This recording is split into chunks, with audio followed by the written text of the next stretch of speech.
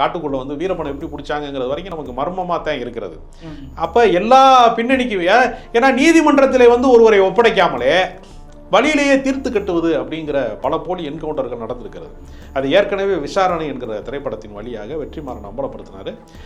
இந்த படமும் காட்டுக்குள்ளே நடக்கக்கூடிய தன்னை வந்து சரணடைவதற்காக வருகிறவனை வந்து சுட்டு தள்ளிட்டு நம்மெல்லாம் ப்ரொமோஷன் ஆகணும்னா அதுதான் வழி என்று சொல்லக்கூடிய அதிகார வர்க்கம் என்னவாக இருக்கிறது என்பது இது அம்பலப்படுத்தியிருக்காங்க. அதனால் அதிகார வர்க்கத்தினுடைய கோர முகம் என்னவாக இருக்கிறது? பல பேர் பொது பிரச்சனைக்கு வராமல் இருக்கிறதுக்கே போலீஸ் நம்ம மேலே வழக்கு போட்டுரும், நம்மளை தடியடி நடத்திடுவான், நமக்கு ஏதாவது சிக்கல் வந்துடும், நம்ம அலைய முடியாது கோர்ட்டுக்கு, நம்ம வருஷக்கணக்காக நம்ம வாழ்க்கை வீணாக போயிடும், நம்ம வெளிநாட்டுக்கு போக முடியாது, வேலைக்கு போக முடியாது என்று அச்சப்படுகிற ஒரு சூழ்நிலை. அப்போ போராட்ட களங்களையே நீர்த்து போக வைப்பதில் காவல்துறையினுடைய அச்சுறுத்தலுக்கு ஒரு பெரிய பங்கு இருக்கிறது. அது காவல்துறையினுடைய அதீத வன்முறைக்கு பல பேர் பாதிக்கப்பட்டிருக்காங்க. சாமானியர்கள் வந்து என்ன செய்யணும், ஒருத்தனை திடீர்னு சந்தேக கேஸில் கூட்டு போய் ராத்திரில் வச்சு லாக்கப்பில் வச்சு அடிக்கிறான், செத்து போயிட்டான்னா அவனுக்கு ஏற்கனவே நோய் இருந்துச்சுலாம் சொல்கிறாங்க. அப்போ இதெல்லாம் வந்து என்ன ஆகுதுன்னா, ஒரு கொலை செய்வதை சட்டப்பூர்வமாக சட்டவிரோதமான ஒரு கொலையை சட்டப்பூர்வமாக செய்வதற்கான அதிகாரம் வந்து அவங்களுக்கு இருக்குது. என்கவுண்டர் ஸ்பெஷலிஸ்ட்டுங்கிற வார்த்தையை பயன்படுத்துகிறான்.